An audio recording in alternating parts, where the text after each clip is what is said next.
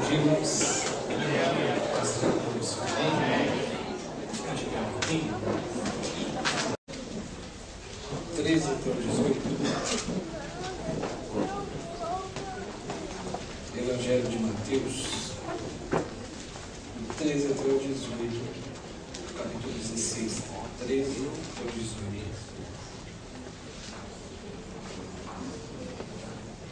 Estava lembrando de um episódio dessa semana, a pastora Cátia, que estava aqui menina, eu não vou saber dizer quantos anos ela tinha, né?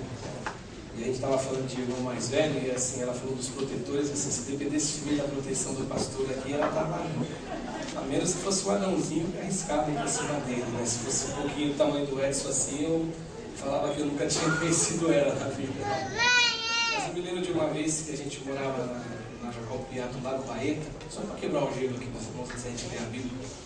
E ela era pequenininha, devia ter uns 7 aninhos, e ela queria comprar, não lembro o que era, refrigerante. E a gente saía da nossa casa, andava aqui na creche mais ou menos, entrava no quintal de um vizinho que era muito amigo nosso, que a gente conheceu desde pequenininho, conhece toda a família. E ela passava no meio do quintal deles, e lá em cima, no final, ela já saía do outro lado da rua, passava no corredor entre duas casas, saía já lá onde que a gente comprava as coisas, né? E a Cátia saiu e passa 5 minutos, passa 10, passa 15, passa 20, e aí a minha mãe começou a ficar preocupada, né? Será que aconteceu alguma coisa com a sua irmã? Pelo amor de Deus, vai atrás dela, filho. E o pastor gigante foi, né? E quando o pastor subiu, passou meio preocupado. Aí a pastora Cátia, eis que eu não encontrei minha irmã.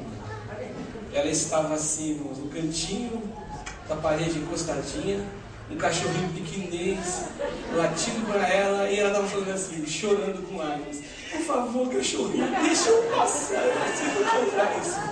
Lembra disso, pastora? Ela devia ter o tamanho da cabelinha, mais ou menos, né? Mas como não tinha perigo na nossa época da infância, e estava na corrente, não aquelas correntes que o cachorro corta o quintal inteiro, mas era mais fácil ela bater no cachorro do que o cachorro bater nela, né? Mas eu lembrei desse episódio, essa semana a gente estava falando de irmãos mais velhos, a gente estava contando exatamente sobre isso. Mas todo mundo achou o texto do Evangelho de Mateus? Diz assim o texto, gente. Indo Jesus para as bandas de Cesareia de Filipe, perguntou a seus discípulos: quem diz o povo ser o filho do homem? E eles responderam: uns dizem João Batista, outros dizem que o Senhor é o Elias, outros Jeremias, e existem aqueles que dizem que o Senhor é alguns dos profetas. Mas vós, continuou ele, quem dizeis que eu sou? Respondendo Simão Pedro, disse: tu és Cristo, o Filho do Deus vivo. Então Jesus lhe afirmou: bem-aventurado és Simão Barjonas, que não foi carne e sangue quem tu revelou, mas o meu Pai que está nos céus.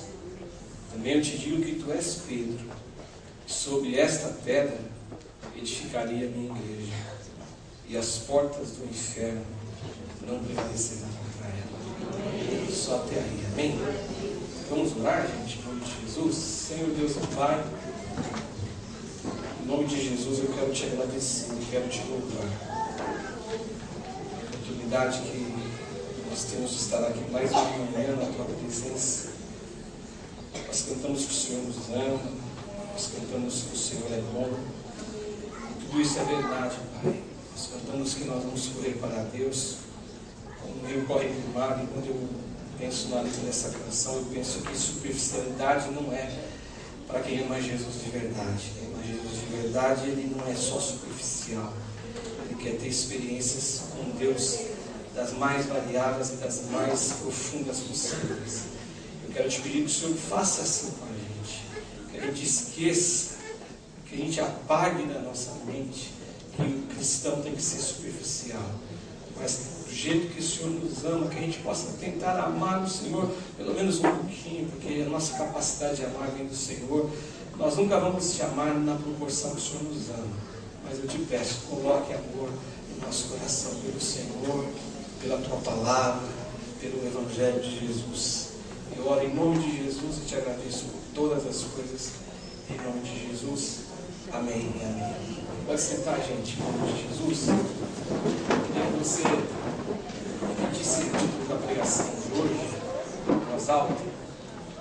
falar de mais alto? A bem-aventurança de caminhar com Jesus. Vamos falar de novo? A bem-aventurança de caminhar com Jesus. Para quem não sabe, bem-aventurança é um estado de felicidade que é maior do que feliz, né? A Bíblia traduz como mais do que feliz. Então o que a gente está dizendo é que a maior felicidade, ou acima de qualquer felicidade, de caminhar com Jesus. Esse texto do Evangelho de Mateus, ele narra uma história, ele revela um momento em que Jesus tem um momento de solidão com seus discípulos. O momento de solidão que eu me refiro não é um momento de tristeza, de trauma na alma, de algum sentimento que bate forte no coração da gente, fazendo com que a gente sofra. Não é essa solidão que eu estou dizendo. Estou dizendo um momento a sós com os seus discípulos. Momentos que, de verdade, na vida de Jesus e na vida dos discípulos que o acompanharam durante 3 anos, eram momentos raros. Jesus tinha um momento de raridade de solidão. Porque onde Jesus estava, gente, uma multidão enorme de pessoas estava em volta. Onde Jesus pisava os pés, onde as pessoas sabiam da notícia que Jesus estaria lá por alguma razão, por alguma causa, a multidão era grande, estava sempre junto de Jesus. E aí a gente fica pensando, quais eram as razões para tanta gente seguir Jesus? A primeira razão que a gente pode enumerá-las, é a razão da curiosidade. Tinha muita gente que seguia Jesus por mera curiosidade, porque falavam a respeito do que ele fazia, falavam a respeito do que ele realizava. Alguns eram testemunhas, na verdade, testemunhas que vivenciaram aquilo que Jesus fez na vida deles. Então o fato é que existiam pessoas curiosas que seguiam Jesus. E essa curiosidade humana impedia Jesus, de repente, de ter aquele minuto, aquele momento a sós com alguém que ele amava, a família, os seus próprios discípulos. Outra razão que muita gente seguia Jesus era pela razão da enfermidade. Gente doente, gente que carregava no corpo a marca de uma doença física, e que aí, pela notícia que alguém passou a ele, ou pela novidade que alguém relatou a ele, o que existia era que, o que diziam a respeito disso era que Jesus curava. Então, existiam pessoas que iam lá doentes fisicamente, existiam pessoas que iam até lá endemoniados, pessoas carregadas de espírito maligno, possessas de espíritos malignos, que eram curados imediatamente, e pessoas que gostavam de ouvir Jesus falar. Fazia bem para a alma, fazia bem para o coração. Um terceiro grupo que seguia Jesus, que acabava fluindo muita gente, eram os inimigos de Jesus. Por incrível que pareça, vamos pensar humanamente dizendo, se eu tenho alguém que é inimigo, se eu tenho alguém que eu não me dou com ele, numa regra geral, e não uma regra absoluta, a gente costuma ficar longe do inimigo. A gente quer ficar um pouco distante. Mas aqui no caso de Jesus, as pessoas queriam ficar próximo dele, tentando colocar Jesus numa questão onde ele ficasse constrangido, ou pegasse ele errando, praticando algum erro, que eles pudessem acusar Jesus de alguma coisa. Mas o fato é que Jesus estava sozinho com os seus discípulos. Ele está caminhando do lado de Cesareia de Filipe. Ou seja, ele está fugindo de todo aquele contexto geográfico onde os Herodes comandavam. O rei Herodes comandava. Ele está saindo, fugindo um pouquinho dali. E nesse momento aí de viagem, Jesus tem um momento de curiosidade.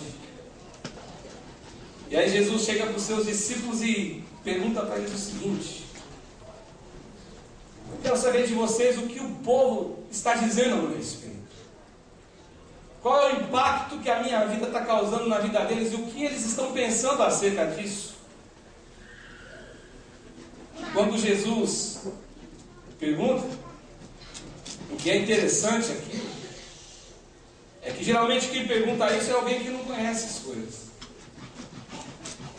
O que me chama mais atenção a respeito disso, e a gente vai descobrir mais para frente que na verdade Jesus queria perguntar, mas Jesus de fato não precisava perguntar porque ele já sabia. É porque Jesus antecipa tudo. O interessante é que ele faz um questionamento que demonstra uma curiosidade, mas no fundo Jesus sabe. Por exemplo, naquela situação, quando ele chegando na base de Jesus, que existia um lugar onde Jesus morava, ficava, descansava, que era Cafarnaum. Certa vez Jesus chegando ali em Cafarnaum com os seus discípulos, Jesus entra para dentro de casa e Pedro do lado de fora. Aí as pessoas perguntam para Pedro: o seu mestre não paga o imposto das 2 dracmas? Jesus está dentro de casa, Jesus não está ouvindo o que está acontecendo. Pedro diz que sim, responde que sim. E naquele instante que ele responde que sim, ele vai até Jesus, e antes que ele fale alguma coisa, o texto bíblico diz que Jesus se antecipa a Pedro e pergunta assim: Pedro, deixa eu te fazer um questionamento e uma pergunta. De quem é lícito os reis da terra cobrarem impostos e tributos? Dos filhos ou dos servos? De quem é lícito cobrar impostos? Dos filhos ou dos estranhos? O apóstolo Pedro, discípulo de Jesus, ele responde: mestre, logicamente é dos estranhos. Mas Jesus diz assim para ele: Pedro, para que a gente não sirva e não seja motivo de escândalo para ninguém, vai no mar, joga o anzol no mar, e o primeiro peixinho que você fisgar, abre a boca do peixe, tira lá a moeda, o estádio, e paga por você e paga por mim, para que não exista escândalo. Já que Jesus ele vinha da raiz de Davi, ele vinha de uma geração de um rei. O rei Davi, Jesus não tinha que pagar imposto. Pedro estava diante de um rei, de um homem, um garotão de 30 e poucos anos, como eu sempre gosto de dizer, que conhecia tudo da vida, que conhecia todos os peixes do mar, que ele era capaz de saber que aquele peixinho engoliu uma moedinha achando que fosse algum alimento para comer, mas que serviu para ser pago um imposto. Outra ocasião, ainda em Cafarnaum, Jesus ali pregando o evangelho, uma multidão de pessoas em volta da casa, um paralítico, amigo de 4 pessoas que desejavam que Jesus simplesmente tocasse nele. Eles vão até Jesus. Só que existe muita gente na casa, não tem como entrar, tenta por um lado, tenta por outro, e não consegue entrar de forma alguma. Então eles têm uma ideia: vamos subir no telhado. Sobem no telhado, abrem o telhado, descem a maca. E quando Jesus vê aquela cena, Jesus diz assim para o paralítico: perdoados estão os teus pecados. E logicamente a mente humana, e ali aqueles homens, eles tinham razão por um ponto. Quem que pode perdoar pecado?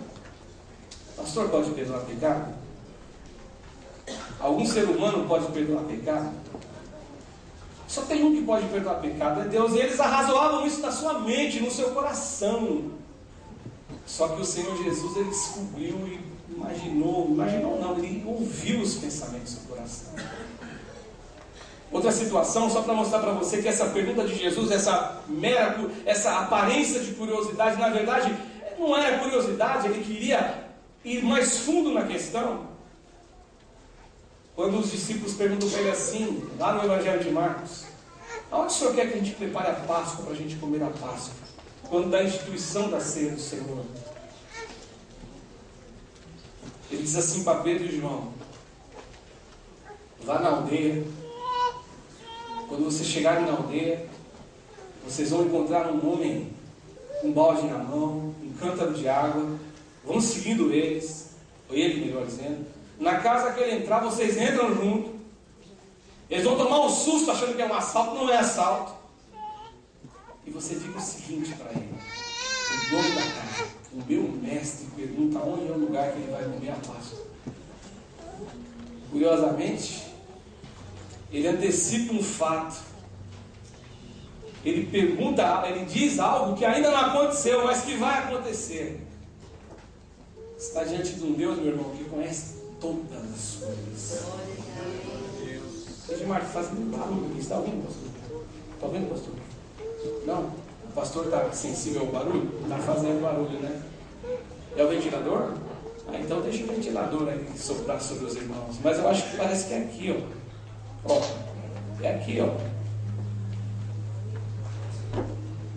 Baixa só um pouquinho de mar. Os anjos, está me ouvindo bem aí atrás? Tá, né?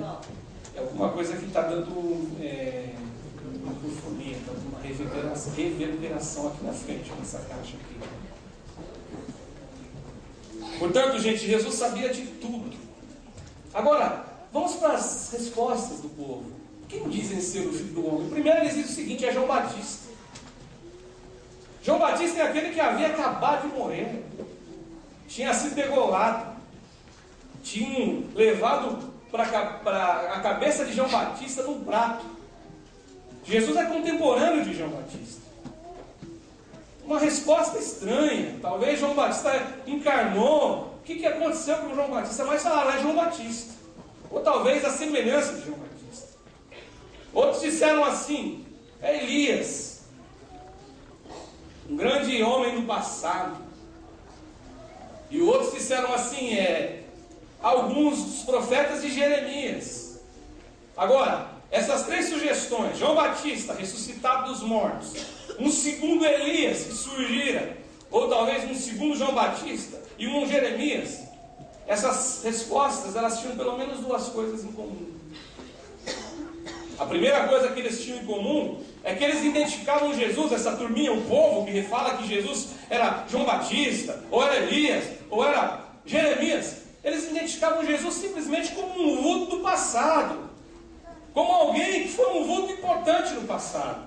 Todavia eles não conseguiam encarar Jesus e perceber que Jesus era uma personalidade singular. Tem um monte de gente que pensa assim, que encaram Jesus como alguma coisa que tem a ver com religião, mas com as coisas do dia a dia eles não conseguem enxergar. Uma segunda coisa que tinha em comum essas respostas é que elas continuavam, elas continham, melhor dizendo, perigosas e enganosas meia-verdades. Quando eles respondem assim, olha, é João Batista. Porque embora Jesus possuísse algumas características que eram semelhantes a esses homens, Jesus era acima de todos os três. Embora Jesus ele tivesse algo parecido com João Batista, com Elias, com Jeremias, Jesus transcendia a todos eles. Ele era o rei dos reis, o senhor dos senhores, ele é o leão da tribo de Judá, ele é a raiz de Davi, ele é aquele que mudou e mudou para sempre a história da vida humana. Desde que a vida humana se deixe mudar por essa história. Quando você fala, por exemplo, a respeito de João Batista, eles tinham semelhanças. Ambos eram filhos da sabedoria divina. Foi Deus que, na sabedoria divina, ele gera, através de um homem, um relacionamento de um homem e de uma mulher, João Batista. Ambos tinham partes vitais no desempenho e no desenvolvimento da obra de Deus e da salvação de Deus para o ser humano. Eles tinham essa semelhança. João Batista, o primo de Jesus, mas só que a diferença era muito maior. João, ele podia preparar os homens para receberem em seus corações o reino de Deus, mas ele não tinha capacidade para fazê-los receber o reino de Deus em seus corações. Pelo contrário, Jesus tinha toda a capacidade, ele tem toda a capacidade. João Batista, ele estava nos umbrais do reino de Deus, nos umbrais ali, como se fosse aquela indicação, mas apenas Jesus Cristo é a porta que conduz o homem à salvação. Somente Jesus Cristo é a porta que poderia fazer com que os homens entrassem no reino de Deus. A respeito de Elias, existem paralelos também. Ambos eram homens de oração. Elias orava muito. Jesus orava muito também. Se você olhar para a vida de Elias, você vai perceber que Elias realizou obras sobrenaturais de cura.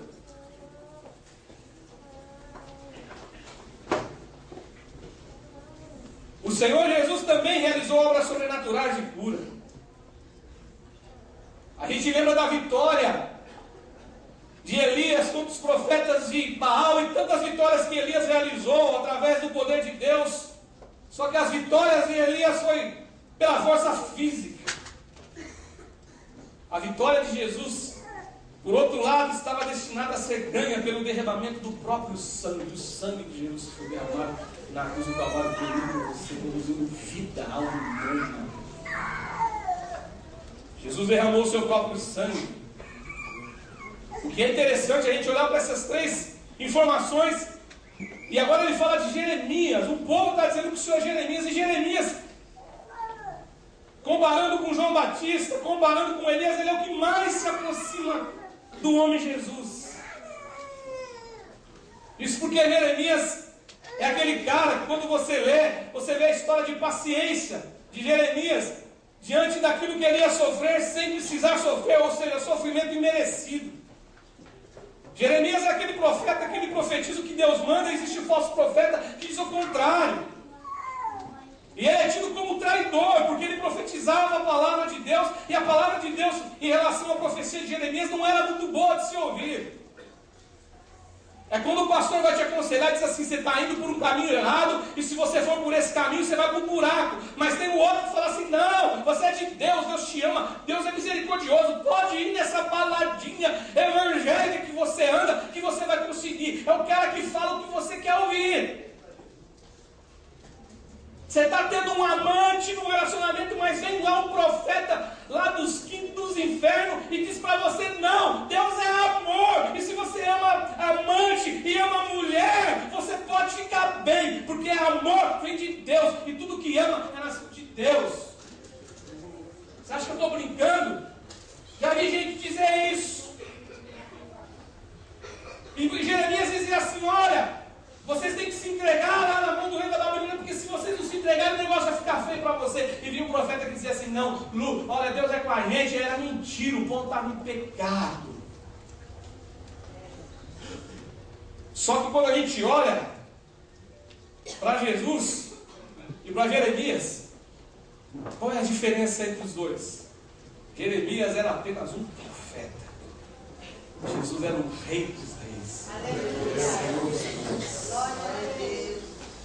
Mas aí chega a resposta. Não, aí que entra o fator da curiosidade. O Senhor Jesus, ele não estava sendo curioso, porque Jesus não precisava ser curioso. Ele sabe tudo, ele antecipa tudo, é o único que antecipa as coisas sem sofrer. É aquele que sabe que Pedro vai negar, mas não sofre antes, não fica com angústia antes, não fica com raiva, não fica achando que Pedro é, quando diz Pedro assim: olha, eu vou com você até a morte, nem é aquele que fala assim: vai sim, eu sei que você vai. Por isso que Deus não deixa você ver o futuro. O pastor Ivaldo já pregou isso aqui numa quinta-feira, porque não tem como você ver o futuro e você lidar com isso.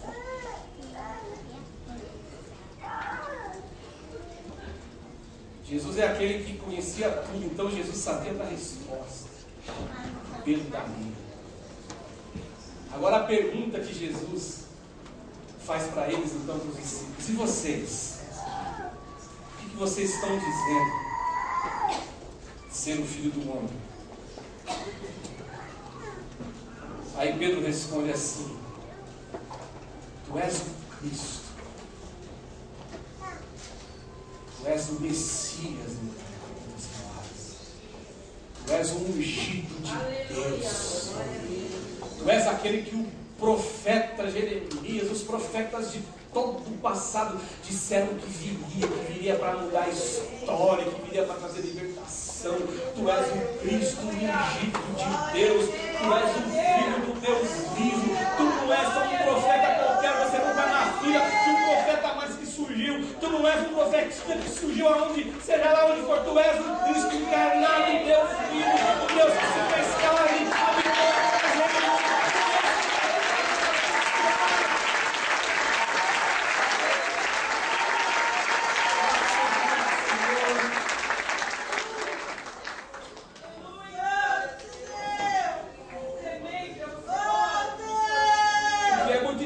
Aqui, minha gente, a gente vê a transformação desse homem Pedro.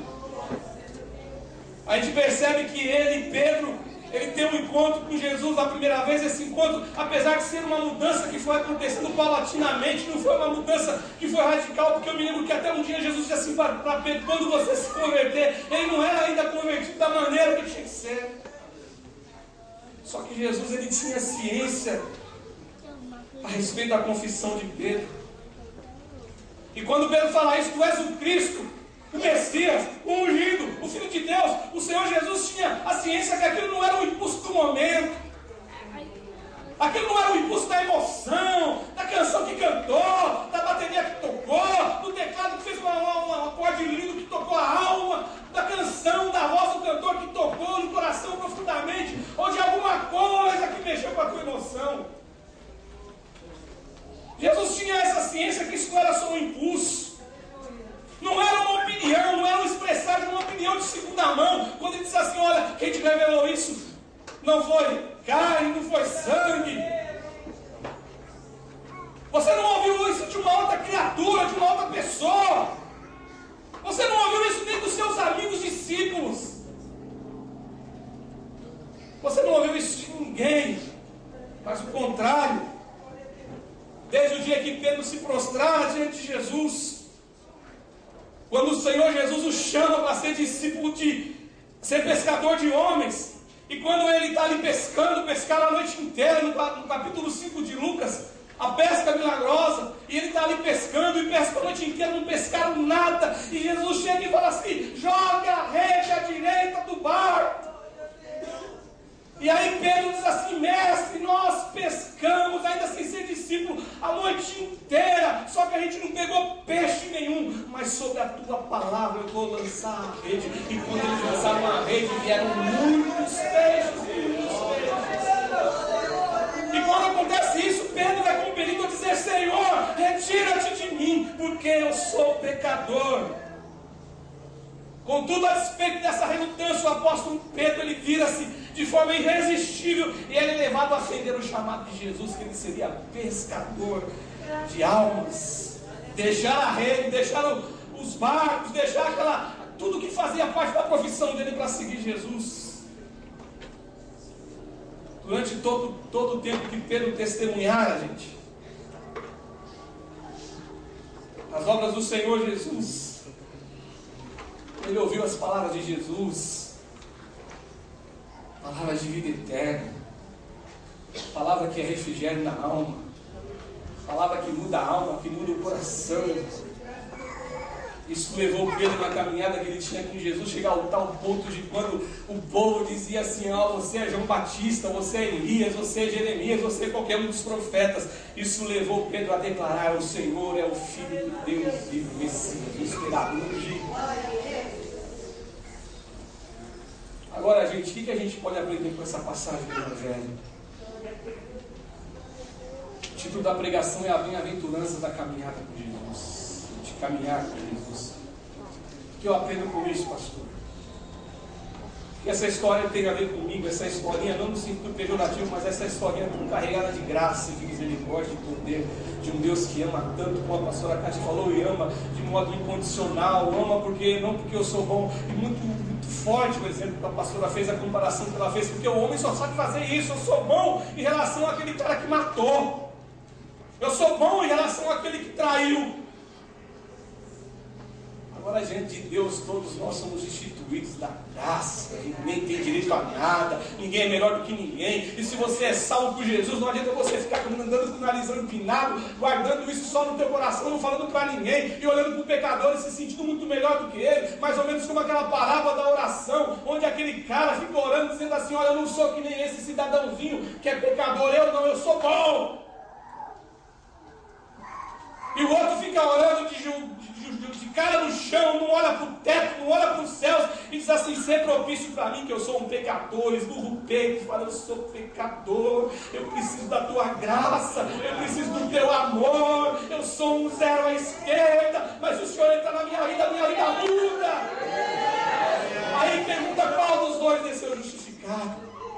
Qual dos dois que são da oração? Aquele que orava de pé e dizia assim: muito obrigado, porque eu não sou como esse cara, eu não sou como esse cidadão. Esse aí eu dou dinheiro, eu dou dízimo, eu dou oferta, eu vou na igreja todo culto, eu sou bom.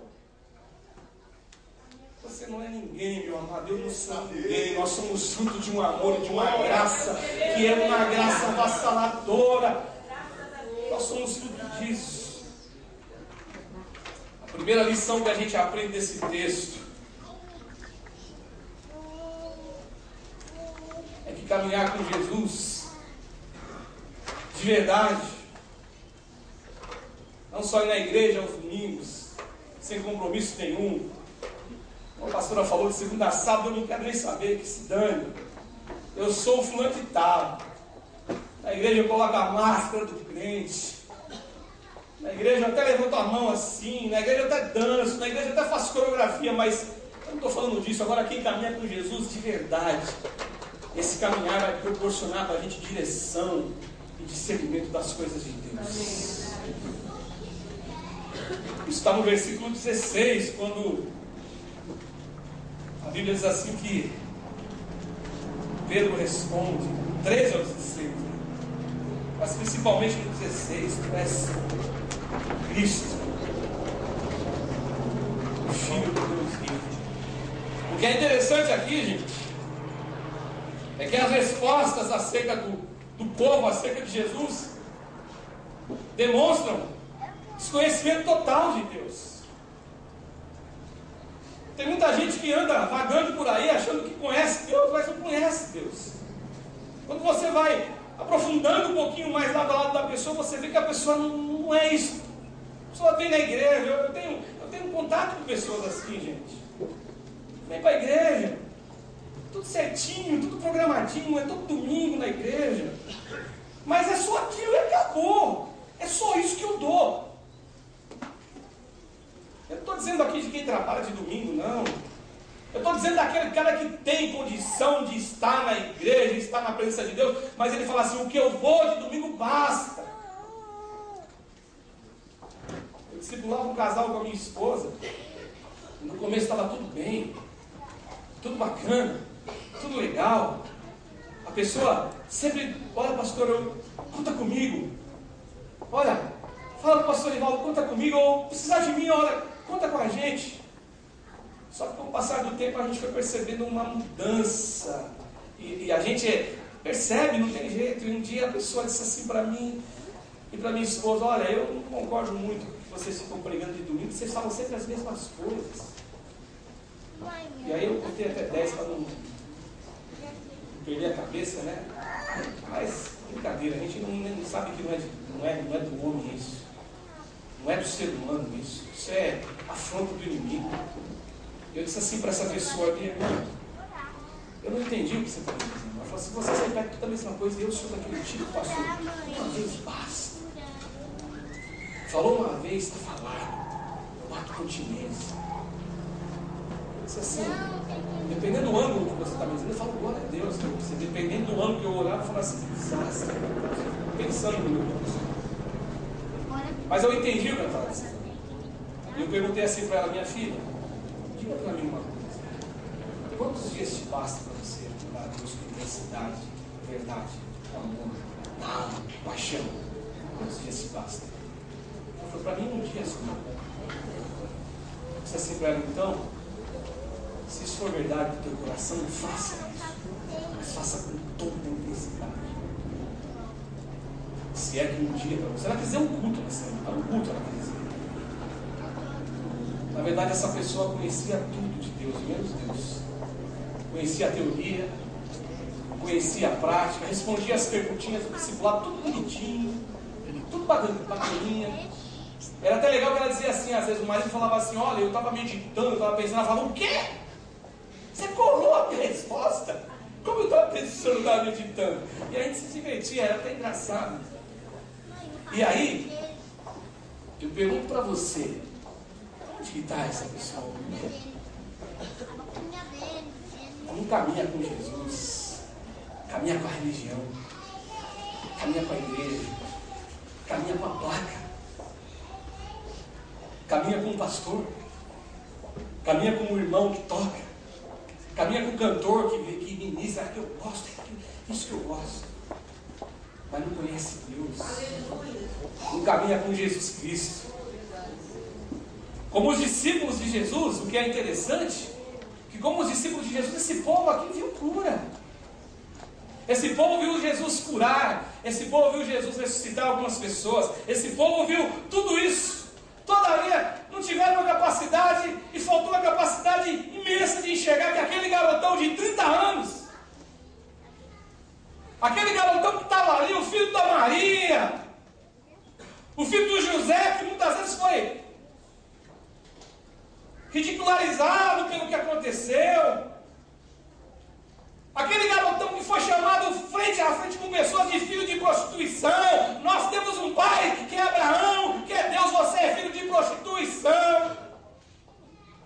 Ou seja, tua mamãe fez coisa que não devia fazer e você vem querer bancar aquilo quem? Eles não conseguiam enxergar que eles estavam diante de um garotão de 30 anos, mas que era o Deus encarnado. O Deus Emanuel, o Deus conosco, o Deus presente. O máximo que eles chegaram, o máximo que eles conseguiram enxergar naquele garoto era comparado com alguém do passado que tinha o mesmo poder ou as mesmas forças. O máximo que eles conseguiram foi comparado com João Batista, que havia morrido fazia pouco tempo, porque Herodias pediu para a filhinha, para que Herodes desse a cabeça dele no prato, porque ela odiava a João Batista, porque ele dizia na cara dela e colocava o dedo: o que você faz com o rei é pecado, você possui a mulher do teu irmão, e isso é pecado no meu dicionário. O máximo que eles conseguiram ver aqui foi que ele era como Elias, aquele que ora e vem fogo dos céus e mata todos os profetas de Baal. Só isso, mais nada além disso. Agora, quando Pedro é perguntado, todo o defeito de Pedro, todo aquele Pedrão que puxa a espada e corta a orelha, que Jesus pega a orelha e cura, com todo aquele discurso que eu vou com você até a morte, mas chega na terceira questão que diz assim: olha, você andava com ele, diz assim: eu nunca vi este homem, o galo canta. Com toda aquela falha, com todo aquele defeito que ele tinha, que Deus estava trabalhando aqueles 3 anos com Jesus, valeu a pena, porque Jesus amou a Pedro, e quando Jesus morre, ressuscita, ele diz para a mulher, diz assim: vá aos discípulos e diga a Pedro que eu ressuscitei. Só que esse Pedrão aí, cheio de defeito, cheio de coisas que ainda tinha que ser jogado para fora, tinha que sair. Esse Pedro, ele caminha com Jesus, e quem caminha com Jesus tem possibilidade de dizer: tu és o Cristo, o Filho do Deus vivo. E foi exatamente isso que ele disse. Porque quem anda com Jesus de verdade tem discernimento das coisas de Deus, sabe o que é certo, sabe o que é errado. Segunda lição: caminhar com Jesus nos proporciona viver uma vida de experiências sobrenaturais com Deus. Pode repetir? Caminhar com Jesus nos proporciona viver uma vida de experiências sobrenaturais com Deus. Quem caminha com Jesus, gente, ultrapassa os limites da própria religião. Religião é bom. Eu me lembro que quando eu era criança já não tinha mais aula de religião na escola, mas no passado existia. Eu estava até falando desses dias com crianças, aí, com garotões novinhos, aí numa aula de batismo, eles estavam dizendo que na escola, o Gabriel do Luciano e da Sheila falou, o Renan do Leonardo também disse que aprendeu alguma coisa. Eu não sei nem como está hoje, o pastor está meio desatualizado, está voltando, né, Rita? Falar de religião é bom, sempre é bom. Agora, só quero dizer uma coisa para você, meu irmão: religião tem teto. Por religião a gente briga. É que nem time de futebol. Desculpe a comparação, mas é porque existe uma paixão naquilo que não é para ter paixão. Por religião religião a gente briga, por religião um se mata. Aí você vê o mundo, por religião tem pessoas que morrem. Agora, caminhar com Jesus, de verdade, lado a lado, ainda que ele esteja do teu lado e você por alguma tristeza, como a pastora Kátia disse, ele está caminhando com você como aqueles discípulos de Emaús, andando junto. E aí Jesus fala assim: o que vocês estão conversando? Eles só faltaram perguntar para Jesus: você caiu da nave? Caiu da espaçonave? Não sabe o que aconteceu? Mataram Jesus, e nós que esperávamos que ele fosse aquele cara que viria, mudaria a história, transformaria a nossa vida, nos libertaria de um jugo de escravidão. E Jesus vai andando e Jesus começa a falar acerca de Jesus, lá dos profetas, dos salmos, começa a falar de Jesus, começa a falar dele, da história dele, e eles vão se enchendo, o coração vai ficando cheio. Quando eles chegam em casa, assim, Jesus faz menção que eles dizem assim: fica conosco, porque já está tarde.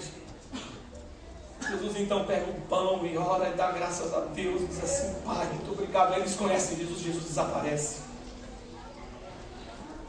Ainda que o teu caminhar seja um caminhar imperfeito como o de Pedro, meu irmão, ainda que o teu caminhar tenha que ser lapidado, e você está dizendo todo dia para Jesus assim: Jesus, tira isso de mim, eu sei que ser mal, eu sei que ser errado, eu tenho discernimento disso, mas me ajuda, eu quero ser santo. A pastora Kátia canta assim: eu quero ser santo, eu quero ser santo, eu quero ser santo. Eu não quero simplesmente ter um rótulo de crente, eu não quero simplesmente ter um rótulo de crente quando algum amigo meu, alguma amiga minha entrar aqui e falar: ei, crente, vai tomar um susto, porque a minha atitude e o meu testemunho são péssimos. Mas pelo contrário, eu quero ser luz, eu quero ser sal da terra. Ainda que você seja imperfeito, meu irmão, Deus vai te revelar coisas no seu coração. Você vai ter experiências sobrenaturais com Deus. Conhecer Jesus então transcende essa capacidade da gente entender a vida, foge da nossa compreensão. Quem te revelou isso não foi a carne, não foi o sangue, não foi do intelecto humano, não foi da razão humana, mas quem te revelou isso foi meu Pai que está no céu. Pedro, essa revelação você não ouviu de ninguém, essa revelação você ouviu do Espírito Santo de Deus. Mesmo com toda imperfeição, mesmo sabendo que ele ia negar no futuro, essa revelação é do céu, vem de Deus. É isso que Deus quer dar para você, meu irmão, por incrível que pareça. É isso que Deus quer dar para mim, por incrível que pareça. Caminhar com Jesus nos possibilita sair dessa esfera humana, das coisas da carne e do sangue, e nos faz ter a iluminação do Espírito Santo. Nos torna mais bem-aventurados. Bem-aventurados, como ele disse assim: bem-aventurado és tu, Simão Barjonas. Mais do que feliz. Andar com Jesus é a melhor coisa que existe na vida. A última lição: caminhar com Jesus nos proporciona fazer parte de um exército que não existe força que pode derrotar. Vamos repetir então?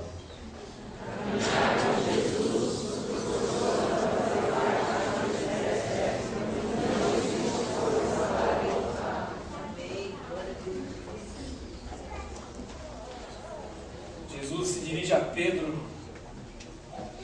chama o homem Pedro de homem de rocha. Tu és Pedro. Tu és o Filho de Deus, tu és o Deus, tu és o Messias, e tu és Pedro. Glória a Deus. Aí as pessoas dizem assim que a igreja foi fundamentada sobre Pedro. Engano puro. Quando o Senhor Jesus disse assim: tu és Pedro, e sobre essa pedra eu edificarei a minha igreja. Minha.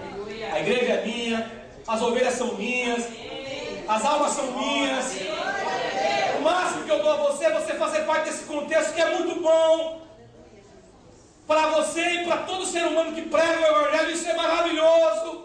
Não tem dinheiro que pague, mas Pedro, ele disse para Pedro: tu és Pedro. Ou seja, o que Jesus está dizendo sobre esta rocha, não é Pedro a rocha que foi rejeitada pelos homens, a rocha é Jesus. A rocha é aquele que edificou a casa. Sobre a rocha veio vento, veio chuva, veio tempestade, veio tudo, não caiu porque ela ficou de pé, porque está edificada na rocha. A rocha não é Pedro, a rocha não é graça, a rocha não é educação privada, a rocha não é Bíblia, a rocha não é homem nenhum. A rocha é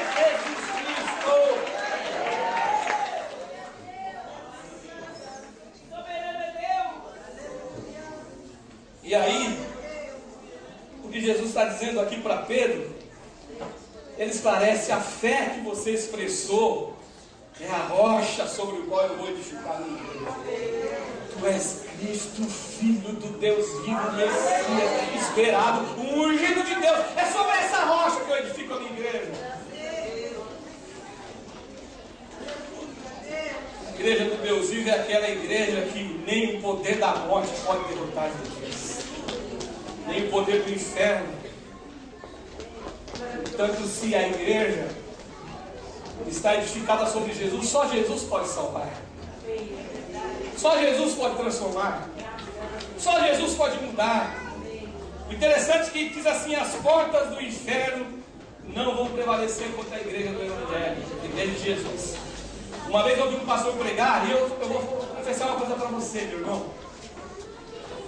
As primeiras vezes que eu tive acesso a essa palavra, de ouvir assim: as portas do inferno não vão prevalecer contra a igreja, o que eu imaginava, o que eu pensava, é que fosse ao contrário, o inimigo vindo sobre nós, aí nós vamos vencer. É isso que também acontece. Mas o que o Senhor Jesus está dizendo aqui, a sensação que a gente tem aqui quando ouve no começo, na minha conversão eu tinha essa sensação que revelava um ataque de Satanás, mas é o contrário. O pastor disse assim: ninguém luta com porta. Você nunca viu ninguém numa guerra com uma portona indo para cima da pessoa assim, ó. Mas o que o Senhor Jesus está dizendo aqui, em nome dele, em nome do Senhor dos Exércitos, a igreja do Senhor vai crescer e vai invadir o inferno, e as portas do inferno vão estar encravadas, mas nós vamos chutar a porta, vamos invadir e vamos vencer, e vamos pregar o Evangelho, e mudar a nossa igreja, e vocês estão sendo salvas, porque as portas do inferno não vão prevalecer.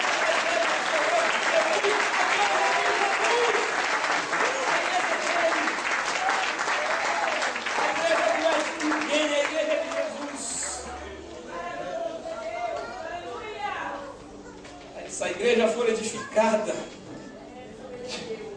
na pedra única, na pedra angular, liderada pelos reis dos reis, ninguém pode deter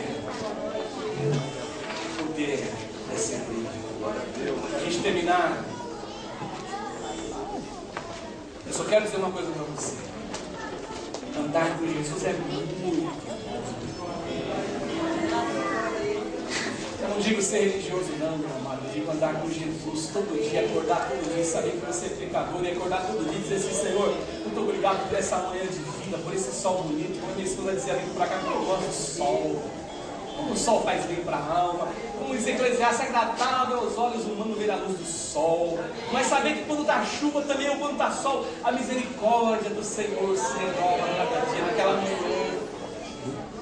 Andar com Jesus faz bem para a alma, nos dá alegria, nos dá paz, gera discernimento na gente, faz com que a gente tenha experiências com o Pai, e acima de tudo, faz a gente ter certeza que o exército do qual a gente faz parte é um exército sério, que ninguém pode contra ele, porque nós somos mais do que vencedores. Fica de pé, Jesus, a sua casa. Você é essa canção que a pastora ensina hoje pra gente. Deus me ama, Ele te ama, Ele nos ama sempre, nunca deixará de